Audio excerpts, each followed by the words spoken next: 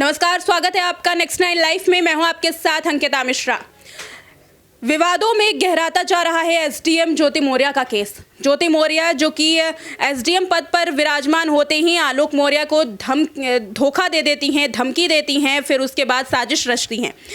लगातार आलोक मौर्य नजर आते हैं दस्तावेज लेकर हाथ में, रोते हैं टेलीविजन स्क्रीन के सामने। उनकी सिर्फ खबरें चलती हैं कि बेवफाई जो है वो ज्योति मौर्य ने कर डाली। यहाँ बेवफाई करने के बाद अब वो यहाँ निलंबित करने की बात की जा रही है। ज्योति मौर्य की अब जेठानी सामने आई है। ज्योति मौर्य की जेठानी शोभा मौर्य ने कहा कि मेरे साथ भी कुछ ऐसा ही हुआ है, और ना केवल मेरे साथ, परिवार की 3 बहुएं हैं और तीनों के साथ ऐसा ही जुल्म हुआ है।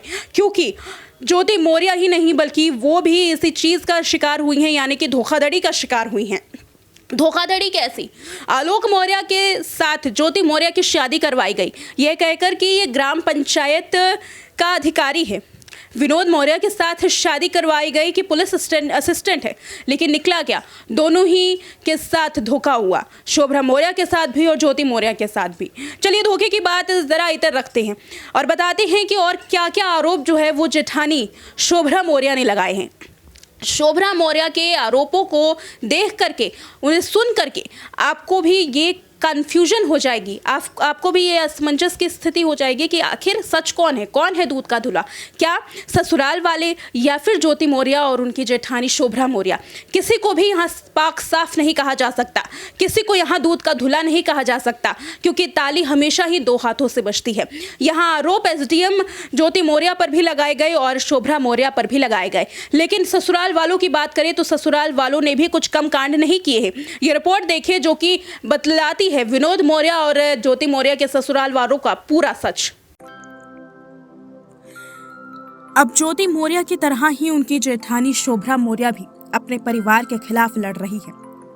अब ज्योति मौर्य अकेले नहीं है, बल्कि परिवार का एक और सदस्य उनके साथ खड़ा हो चला है। वो ज्योति मौर्य जिनके खिलाफ लगातार लोग भी आरोप लगा रहे थे, अब वही ज्योति मौर्य की जेठानी भी साथ में खड़ी हो चली है। और सिर्फ इस वजह से क्योंकि परिवार पर इस तरीके के इल्जाम लगाए गए हैं कि उसे सुनकर के अब लोग भी काफी ज्यादा असमंजस की स्थिति में हैं कि आखिर साथ किसका दिया जाए। चर्चित एसडीएम ज्योति मौर्य और आलोक मौर्य विवाद के बीच में अब परिवार के एक और सदस्य की खबर सामने आ रही है, जेठानी शोभा मौर्य की। ज्योति की जेठानी शोभा मौर्य ने भी अब पति से अलग होने का फैसला कर लिया है। इस बात की पुष्टि खुद शोभा ने की। आरोप है कि उनके साथ भी वैसी ही धोखाधड़ी हुई है जैसी ज्योति के साथ हुई थी। वहीं आलोक मौर्य के भाई पर भी अब गंभीर आरोप लगे हैं। साथ ही अब एफआईआर दर्ज कराने की मांग की जा रही है। एक इंटरव्यू के दौरान शोभा ने परिवार की पोल पट्टी खोल दी।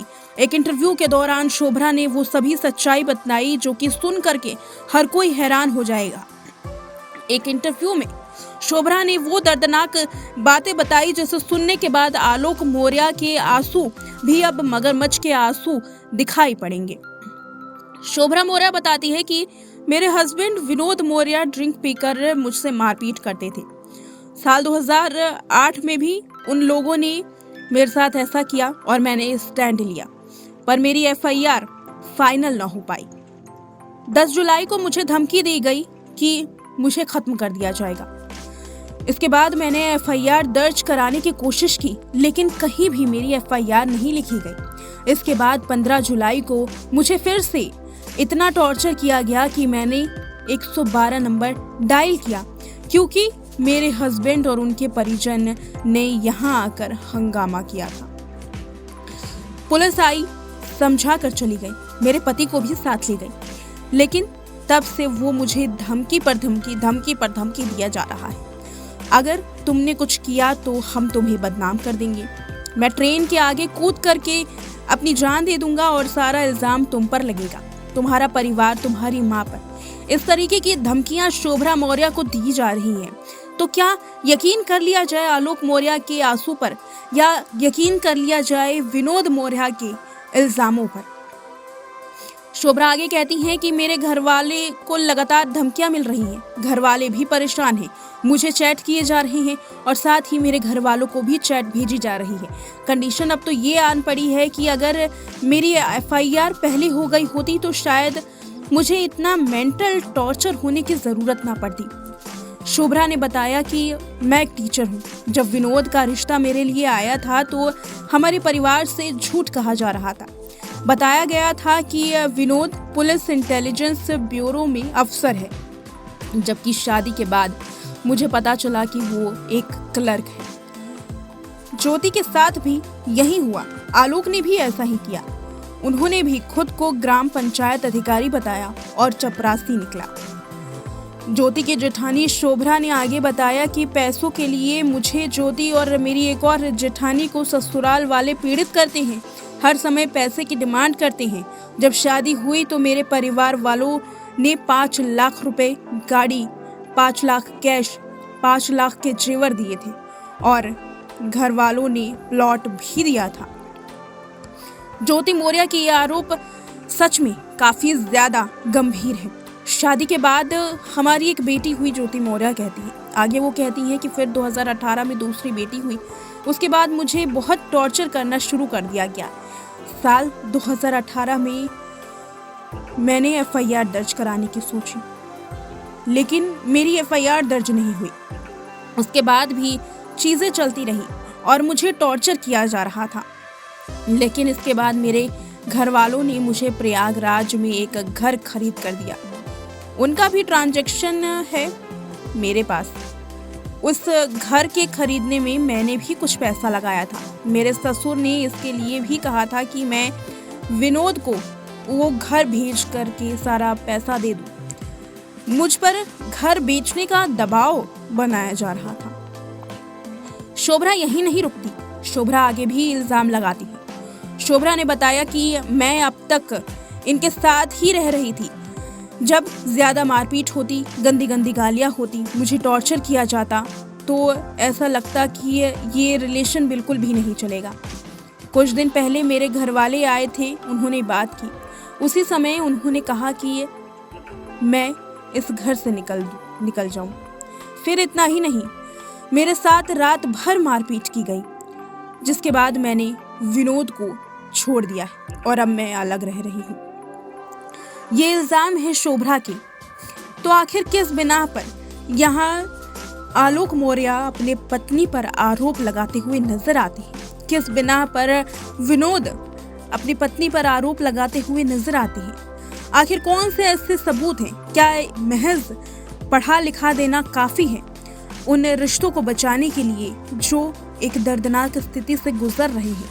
ये सोचना काफी लाजमी है और ये अब पता लगाना काफी लाजमी है कि आखिर ज्योति मौर्य या शोभरा मौर्य सच है या विनोद और आलोक।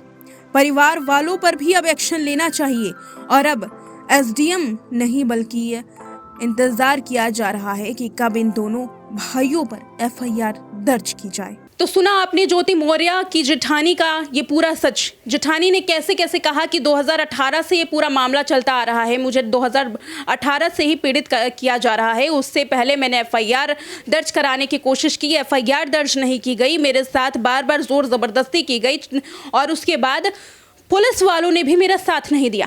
यहाँ साफ आरोप लगाती हुई नजर आ रही है शोभरा मौर्य कि पुलिस वालों ने अगर उनका साथ दिया होता तो शायद आज ये स्थिति नहीं होती जो उनके साथ हो रही है।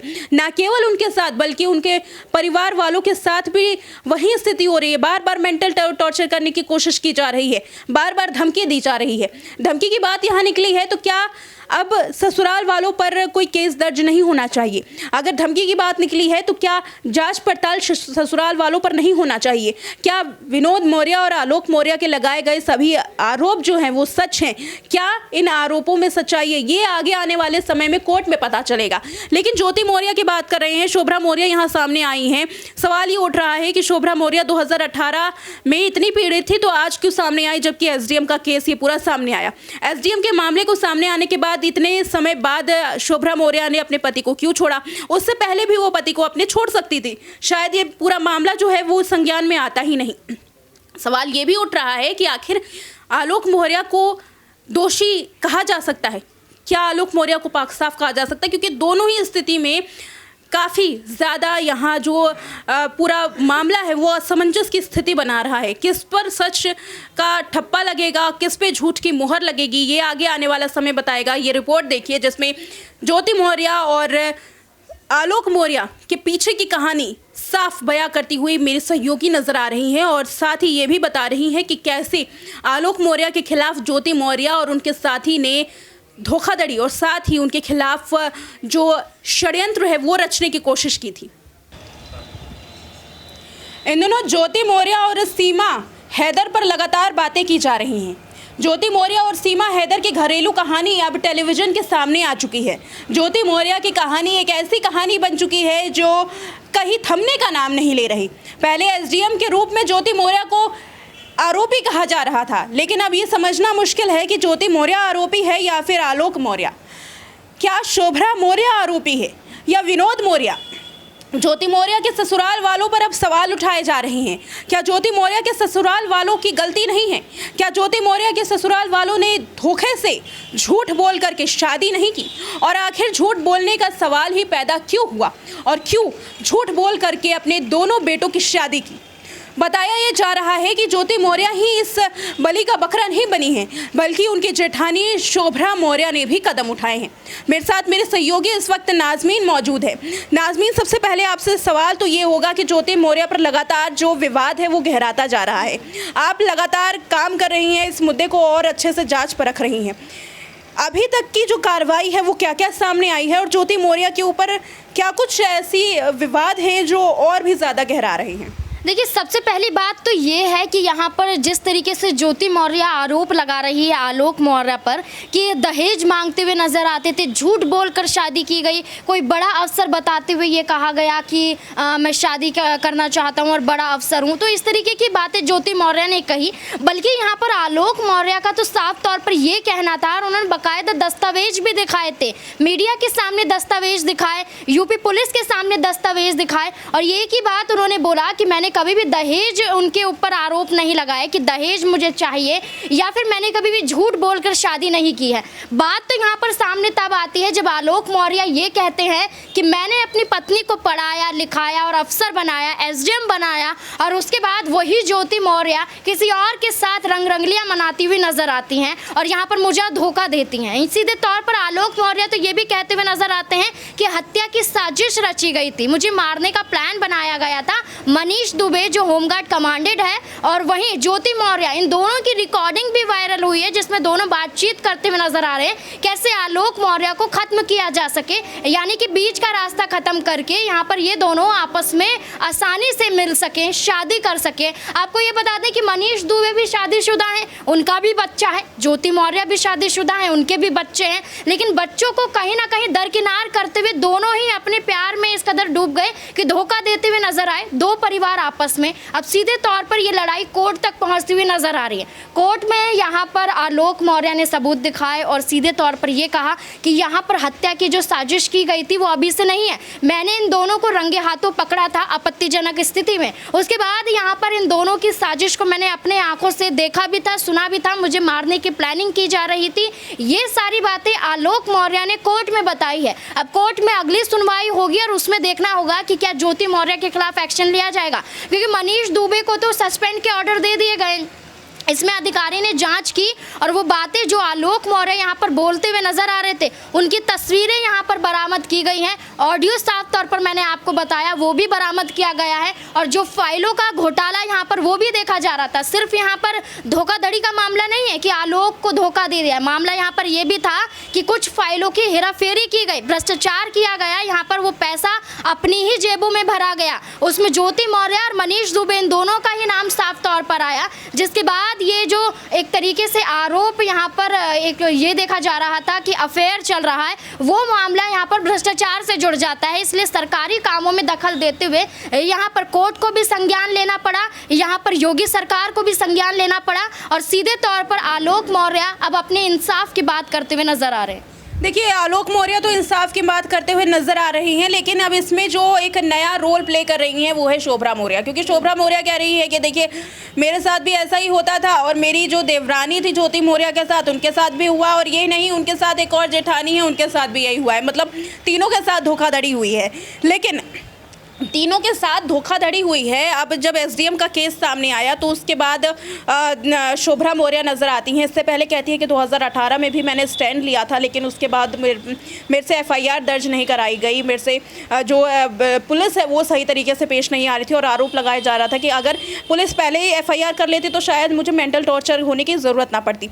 सवाल ये बन रहा है कि ज्योति मौर्य के बाद ही शोभा क्यों आई? क्या उनकी साजिश है या फिर ससुराल वालों पर जो आरोप लगाए जा रहे हैं? क्योंकि हम किसी को भी दूध का धुला हुआ नहीं कह सकते। अगर आरोप यहाँ ज्योति मौर्य पर लगाए जा रहे हैं तो कहीं ना कहीं विनोद मौर्य और आलोक भी तो कटघरे में हैं, क्योंकि अब तो शोभा सामने आई हैं। शोभा के खिलाफ पहले ये सवाल बनता है कि पहले क्यों नहीं सामने आई। विनोद के खिलाफ सवाल बनता है कि आखिर बार बार टॉर्चर जो धमकियाँ मिल रही हैं उस पर वो किस तरीके से प्लानिंग कर रहे थे और उनका क्या कहना है। तो देखिए, पहले भी मैंने यही कहा और अब भी यही कह रही हूँ। जिस तरीके से आपने कहा वो बात यहाँ पर ज्योति मौर्य को लेकर भी बातें सामने आती हैं। जब आलोक मौर्य ने खुलासा किया, जब आलोक मौर्य ने सच्चाई बताई, उसके बाद की ज्योति मौर्य ने कहा कि एक तरीके से दहेज मांगता हुआ ये परिवार नज़र आता था, मुझे टॉर्चर करता था, इसलिए मैं तलाक लेना चाहती थी आलोक से, लेकिन आलोक तलाक नहीं देना चाहता था, इसलिए मैं यहाँ पर उनके खिलाफ आवाज़ उठाई, लेकिन आवाज़ नहीं सुनी गई। लेकिन देखा जाए तो अभी तक इतना लंबा सफ़र बीत जाता है, बच्चे भी हो जाते हैं, आलोक मौर्य यहाँ पर उन्हें पढ़ाते भी हैं, लिखाते भी, अफसर बना देते हैं,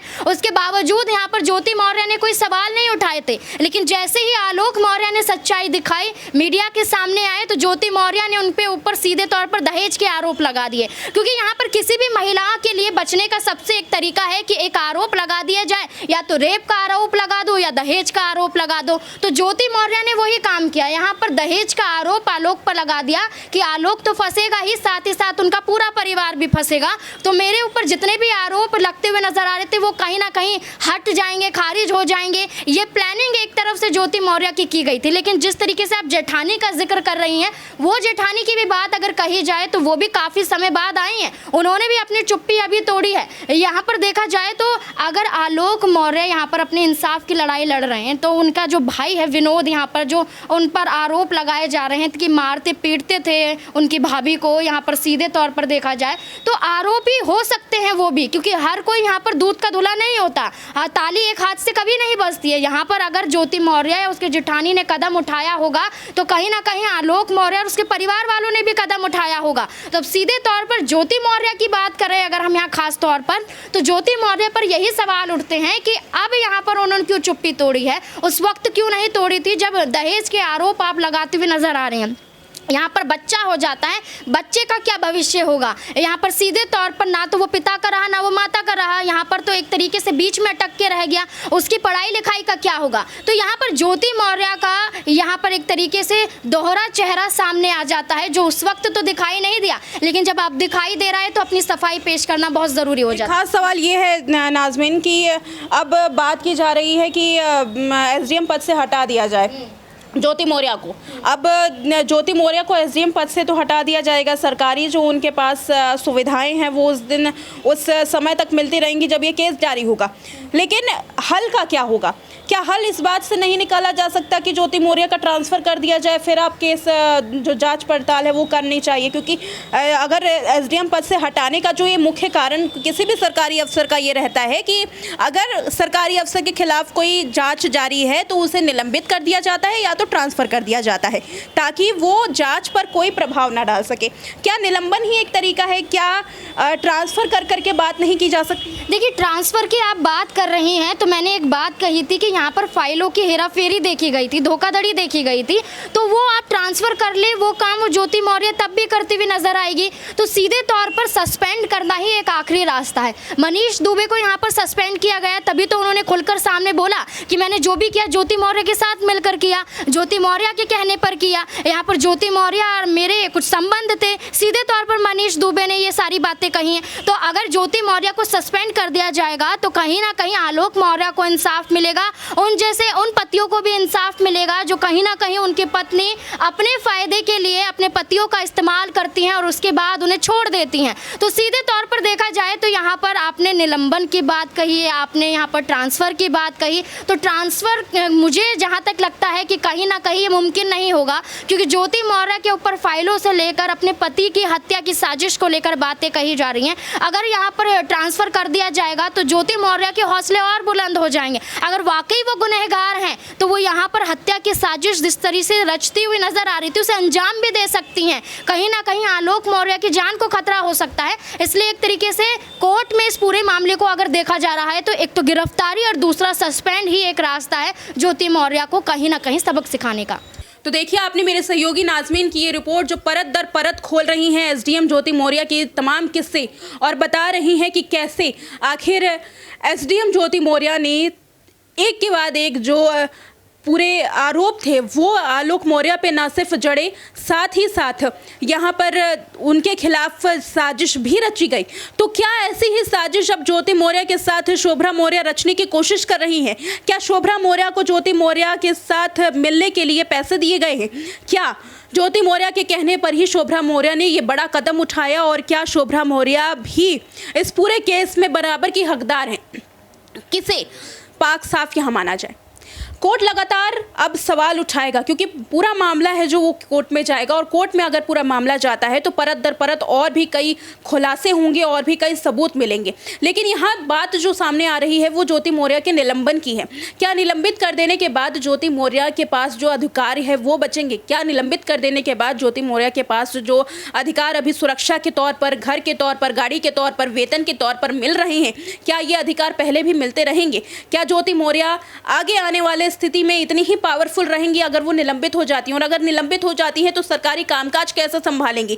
एसडीएम के पद पर हैं, एसडीएम का पद यानी कि जिले की जिम्मेदारी, वो सारी जिम्मेदारी क्या ज्योति मौर्य को निभानी पड़ेगी या फिर ज्योति मौर्य निलंबित होंगी? क्या कोई दूसरा तरीका नहीं है? ये साफ तौर पर आपने नाजमीन से सुना, लेकिन हम बताते हैं कि अगर अधिकार क्षेत्र की बात हो और निलंबित कर दिया जाए तो ज्योति मौर्य की क्या हालत होगी? देखिए ये रिपोर्ट।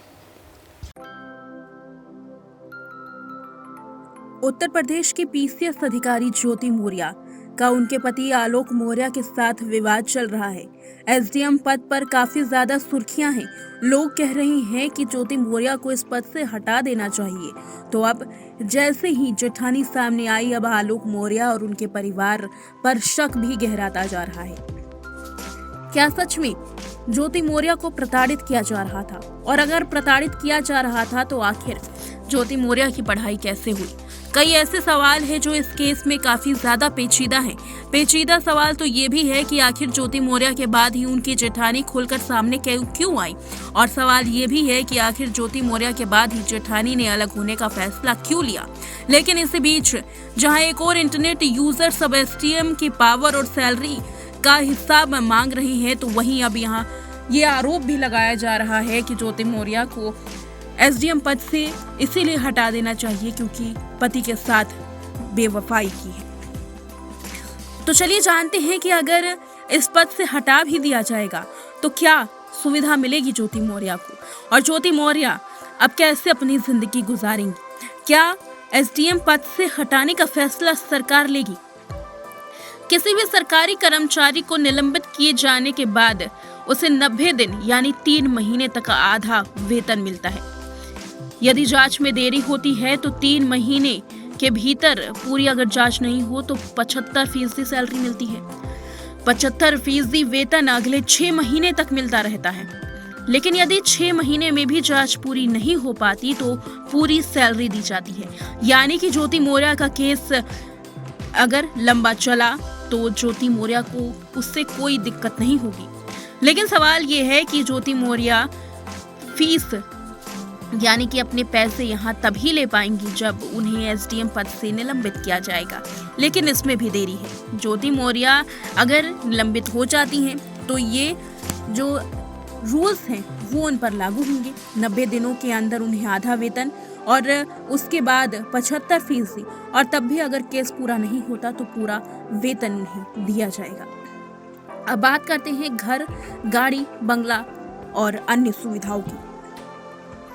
एसडीएम को निलंबित किए जाने के बाद उनके सरकारी घर और सरकारी गाड़ी जैसी सुविधाएं जांच पूरी होने तक उनसे नहीं छीनी जाती है। यानी कि जांच पूरी होने तक ज्योति मौर्य के पास वो सारी चीजें रहेंगी जो उनकी पहले पास थी। आधिकारिक काम के लिए सरकारी वाहन इस्तेमाल किया जा सकता है। इसके अलावा आवासीय परिसर में काम करने वाले कर्मचारी और सुरक्षाकर्मी भी उन्हें सुरक्षा देते रहेंगे। यही नहीं, कोर्ट में गवाही देने जाने या विभागीय जांच में शामिल होने पर कहीं भी यात्रा भत्ता नहीं मिलेगा। एसडीएम के निलंबित होने के बाद उसको उसके परिवार वालों को मेडिकल फैसिलिटी जारी होती है। जीवन यापन भत्ते का पुनर्निरीक्षण करा जा सकता है। पीएफ अकाउंट से अग्रिम या निकासी की जा सकती है। किसी कर्मचारी को निलंबित इसलिए किया जाता है ताकि वह पद पर रहते हुए जांच को प्रभावित ना कर सके।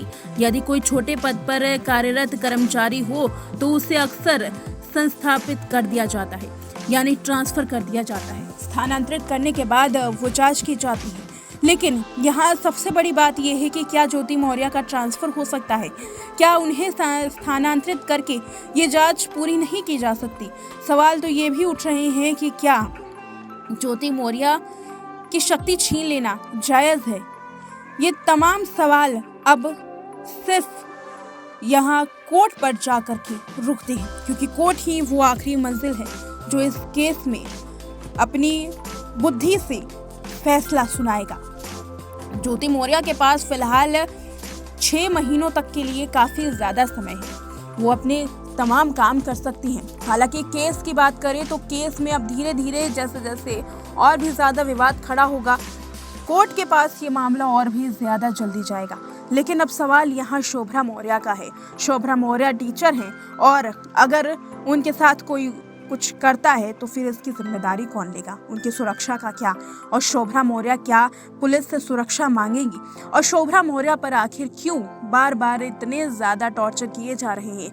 ये तमाम सवाल आगे आने वाले समय में काफ़ी परेशान कर सकते हैं और शायद अब ज्योति मौर्य के साथ साथ परिवार भी बुरी तरीके से फंस सकता है।